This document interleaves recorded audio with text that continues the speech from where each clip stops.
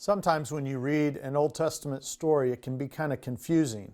The culture is different, and the way they do things is different, and sometimes you kind of aren't really sure what they're trying to accomplish. But I think the story I want to tell you today is not that way. It's very easy to understand. There was a guy named Naaman. He was a general. He was a very good general. He was very popular with the king because he was successful.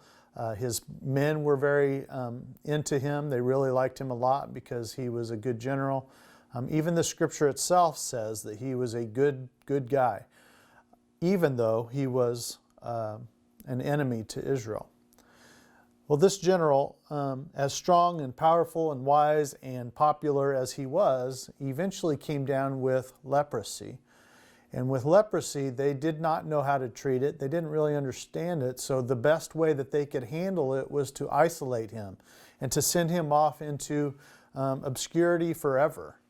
And they didn't want to do that. He didn't want to do that. And everyone was trying to figure out what can they do to fix this problem. Well, years earlier, this general had taken captive a little servant girl from Israel. And this little servant girl spoke up and said, "I know that there's a guy named Elisha in Israel who can help you."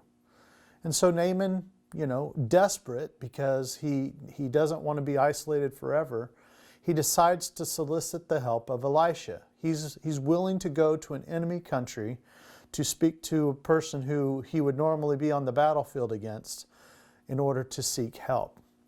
So he goes to Elisha, and this is what happens. So Naaman went with his horses and chariots, and he stopped at the door of Elisha's house. Elisha sent messengers to him, saying, "Go wash yourself 7 times in the Jordan, and your flesh will be restored, and you will be cleansed." But Naaman went away angry, and he said, "I thought he would surely have come out and stood around and called on the name of the Lord his God, wave his hands over the spot, and cure me of my leprosy." He said, "Are not Abana and Pharpar, the rivers of Damascus, better than all the waters of Israel? Couldn't I wash in them and be cleansed?" And he turned and walked off in a rage. So here's this guy who's a very good, strong, popular, wise general in a very compromising situation because of his leprosy. He's so desperate that he's seeking help from an enemy. But when he gets the advice from the enemy, his pride wells up. And he's thinking, "I do not want to wash in the Jordan River." And I'm wondering why. The obvious reason is because the Jordan River was not a clean river. It was a dirty river. Think of the Mississippi or the Missouri or even the Kansas River right out here next to the church. It's just not clean water. And so for this guy to go down to a dirty river in an enemy territory, take off his clothes and dip 7 times, not only was it humiliating for him, it was not a strategic response to what he should be doing. There was some possibilities that maybe the generals of Israel might take advantage of that and kill him. And so he saw that as just nonsense. He said, "This is not necessary. If I'm going to go wash in a river, I'm going to go back home and I'm going to wash there."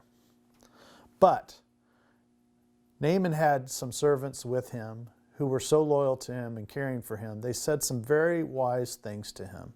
And I think these wise words apply to us as well. This is what they said.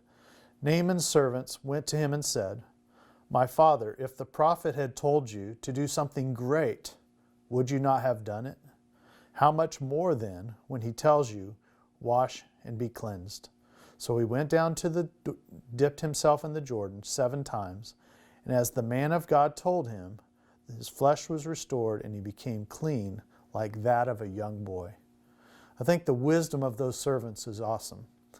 If Elisha had told you to go and defeat a city, or to go and conquer a land, or to go and do some great act, would you have done it? And Naaman said, "Well, of course." Then why not do this act, this great act of humility, this great act of obedience, not because it makes sense, not because it's safe, but because it's what you were told to do. And these servants challenged Naaman, just do it. Just do what he says. Thankfully, he did. He went down to the Jordan River, he dipped 7 times, And as he was washing his body off the last time, his body was cleansed from the leprosy. Look at his response. Then Naaman and all his attendants went back to the man of God. He stood before him and said, "Now I know that there is no God in all the world except in Israel. So please accept this gift from your servant." Naaman was so thankful that he gave gifts to Elisha for the act of cleansing him in the Jordan. My point to you tonight is this. Oftentimes we think that we need to do something great for God in order to position ourselves in a good place with Him. We need to accomplish great purposes. We need to be a good teacher. We need to bring 12 people to Christ. We need to serve in all these different ways and keep ourselves busy that way. And all those things are good and right, and we should be doing those things. But the most important thing that we need to be doing for God is listening to Him. The very first thing that Naaman had to come to realization of is that he couldn't take care of his own need. He needed someone else. He needed God to take care of that. And in order to do that, he had to humble himself to Him. And he did that by dipping 7 times in the Jordan. How often when we are asked to do something, do we debate that instruction away? Well, but that doesn't apply to me, or, I'm sure God would have somebody else do that, but not me. It's important, but I don't know if that's something I can do. And we debate away our obedience. We debate away the thing that we should be doing and just obeying. Any instruction that God gives is important. And we need to learn to obey that. And you know what happens when we just obey God and do what He tells us to do? Other people get to know Him as well. They recognize His power. They see Him working in our life. They see Him working miracles in our life, not just in us, but through us.